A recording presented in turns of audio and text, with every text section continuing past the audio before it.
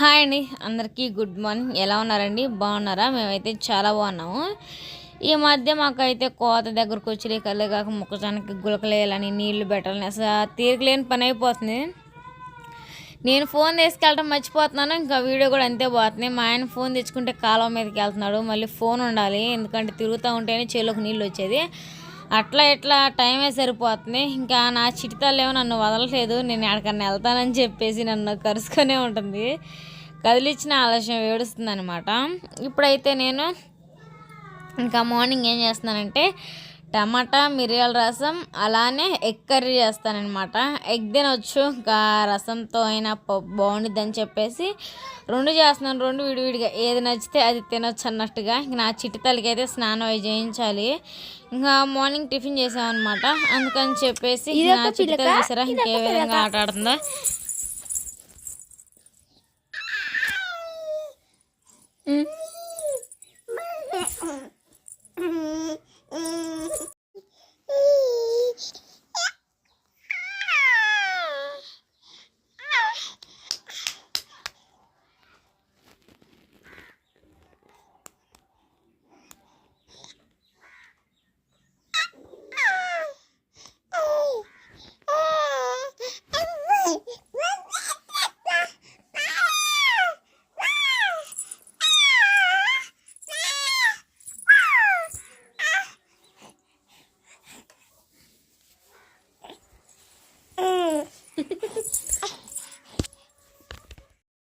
ఓసారి అత్త చింతపండు తక్కువ ఉందని టమాటా వేసి చేస్తుంటే చూసానండి. మిరియాల రసం చాలా బాగా వచ్చింది. కొంచెం చింతపండు, కొంచెం టమాటా, మొత్తం చింతపండు తీసేసుకోకుండా ఇట్లా కావాల్సిన ఐటమ్స్ అయితే మీకు దగ్గరగా ఒకసారి చూపిస్తాను. నేను రసం చేయడం చాలాసార్లు పెట్టాను, కాకపోతే టేస్ట్ మాత్రం అన్ని ఐటమ్స్ వేస్తేనే కదా, ఆ విధంగా అనమాట.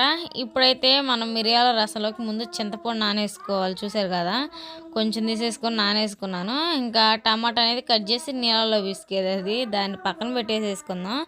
ఇప్పుడైతే మిరియాలు కూడా తీసేసుకుందామండి. మిరియాలు అయితే ఒక 10-12 తీసేసుకున్నాను నేనైతే. దాంట్లోకి కొంచెం జీలకర్ర యాడ్ చేసేసుకున్నాను, ఎందుకంటే నేను మళ్ళీ ఎగ్ కర్రీ చేస్తున్నాను. దాంట్లోకి రెండు విడివిడిగా చూపిస్తాను మీకైతే. ఇంకా అల్లం ముక్క, చిన్నులపాయలు, అలానే పచ్చిమిర్చి ఈ మొత్తం అయితే దంచుకోవాలి. ఇంకా ఒక పక్క అన్నం కూడా పోయినేసాను, ఇంకా అన్నం కూడా అయితే ఉడుకుతూ ఉందన్నమాట.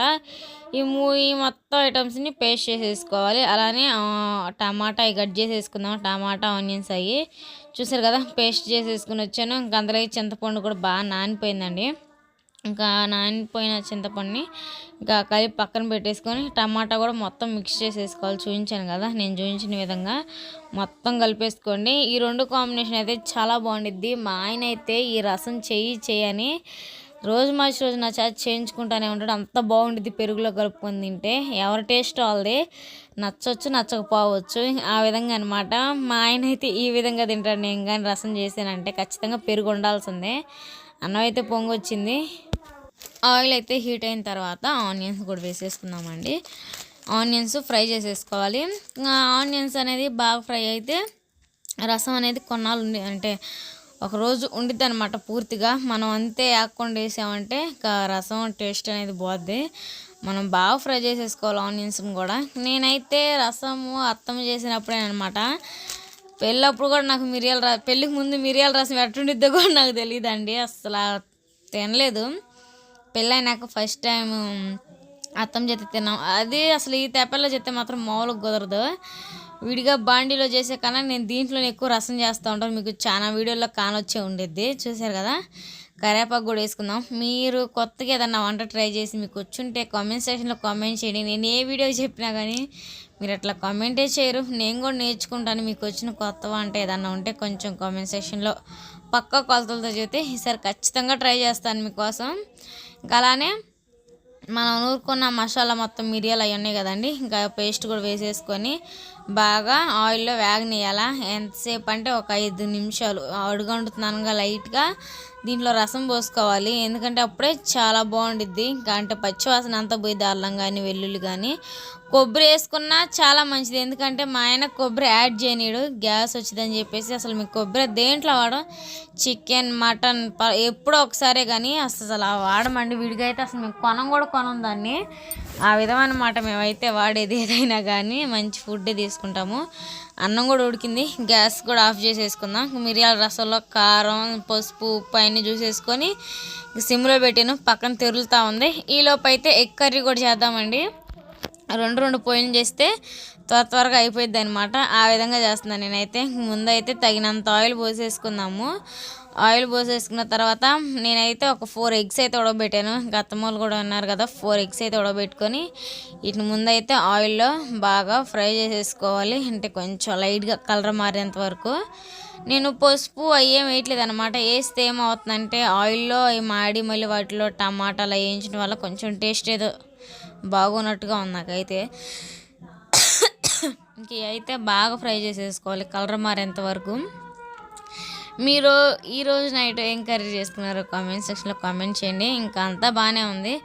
మీరు మా అక్కాయిల వీడియోస్ చూస్తూనే ఉన్నారు. మా పెద్దమ్మకి ఇదైందని చెప్పేసి దాంట్లో నుంచి బయటపడడానికి ఏదో ఒక వీడియో తీస్తూ ఉన్నాము. అంత మించి నెగిటివ్ ఏం అనుకోవద్దు అనమాట.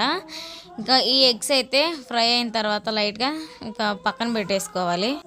ఎగ్స్ అయితే తీసేసాం కదా, దీంట్లోనే ఆనియన్స్ పచ్చిమిర్చి కూడా వేసేసుకొని ఫ్రై చేసేసుకుందాము. ఈ ఫ్రై అయితే టేస్ట్ అనేది చాలా బాగుండిద్ది అనమాట. దేంట్లో అయినా మాత్రం ఆనియన్ అయితేనే టేస్ట్. పచ్చట్లో అయినా కానీ, కర్రీలో అయినా కానీ, దేంట్లో అయినా కానీ మా తెగ పొరపోతుంది. ఇంకా ఆనియన్స్ అయితే ఫ్రై అవుతా ఉన్నాయి కదా, మనకి ముందు ఆత్రం అవుతుంది ఏదన్నా కర్రీ చేస్తామంటే ముందు వచ్చిద్దా రాదా, టేస్ట్ ఎలా ఉండిద్దా ఉండదని.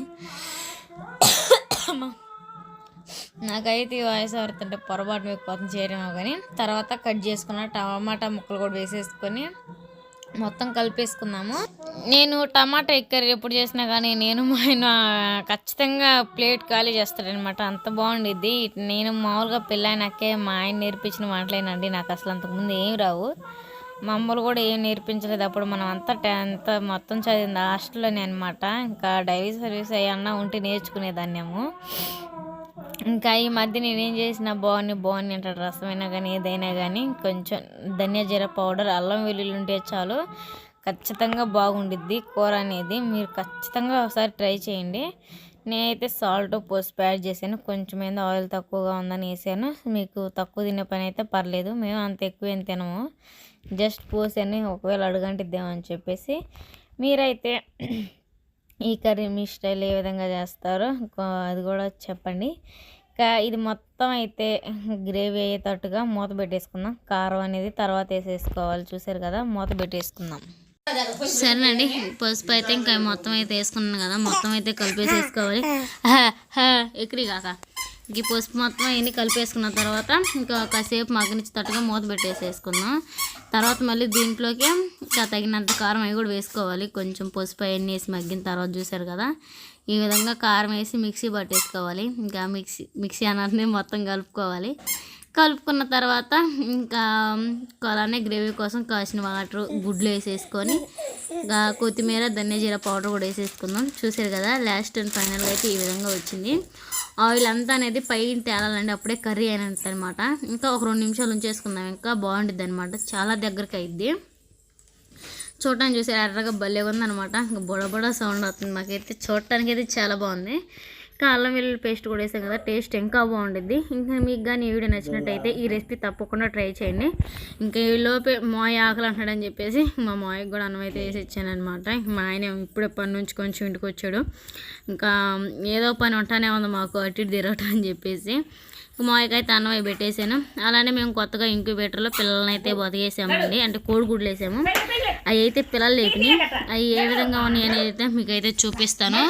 ఇయ్యనమాట 3 ఏమో నల్లయి, ఒకటేమో ఎర్రది, 2 ఏమో వైట్ కలర్లో పుట్టిన భలేగా ఉన్నాయి. చూసిరా పాపం చలికండి ఇంక్యుబేటర్లో మిషన్ ద్వారా లేపామన్నమాట. ఈ వీడియో మీకు నచ్చితే లైక్, షేర్, సబ్స్క్రైబ్ చేసేసుకోండి. Bye bye. మరో వీడియో